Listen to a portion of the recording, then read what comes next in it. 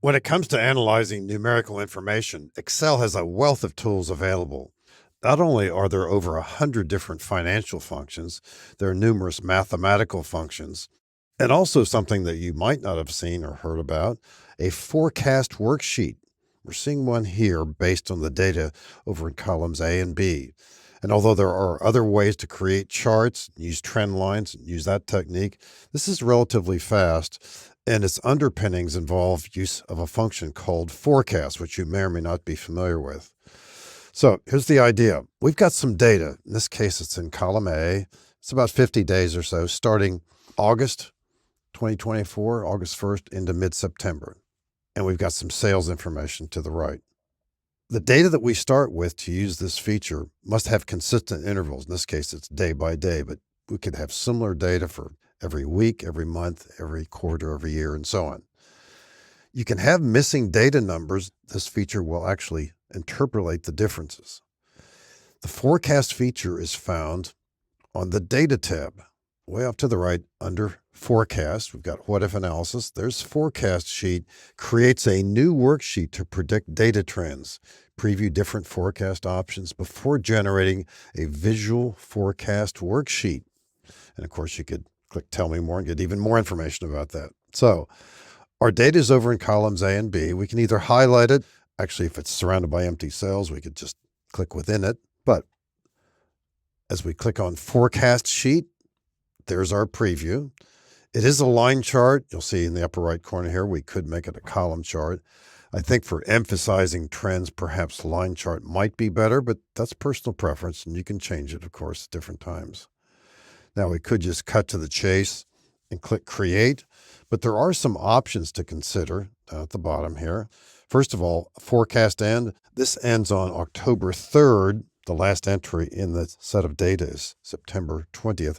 I want to take this into the 15th of October. There's a calendar to the right. We can click on that.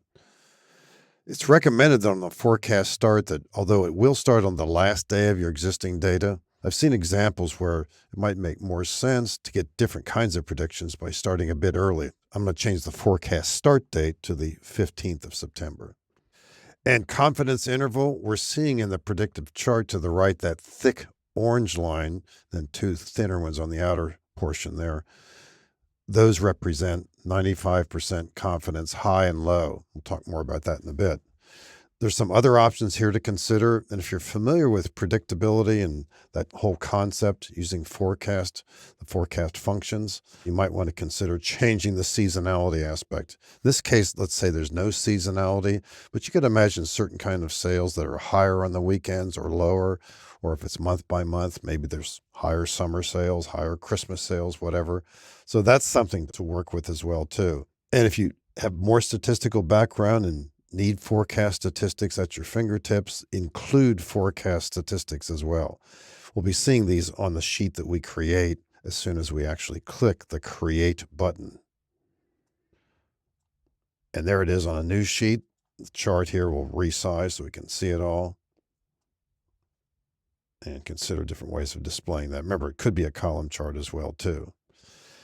And we see the three different levels there. Now, along with that, and I'll move this chart off to the right actually for a bit. You'll notice the headings here. We've got three new sets of data here, and these are using a function called forecast. You see that up in the formula bar. But we've got three sets of data. This, you might call it a standard set here, standard set of predictions. And then lower confidence, upper confidence sets of numbers as well, too. And if you are more interested in the details behind how these were calculated, you will see the statistic off to the right, the alpha, beta, etc. On the last worksheet here called documentation, you'll see that description off to the right of what those various tools are. And as a reminder, there are some Excel forecast functions, and some of these are being used in the examples that we saw in the creation of that chart. So it's a rather sophisticated tool, and yet at the same time, for those of us who are simply looking for a quick prediction of something we can say we think our data is going to be looking this way over the next few days or months, we can use the Create Forecast worksheet, beginning with that Forecast Sheet tool on the Data tab up in the ribbon.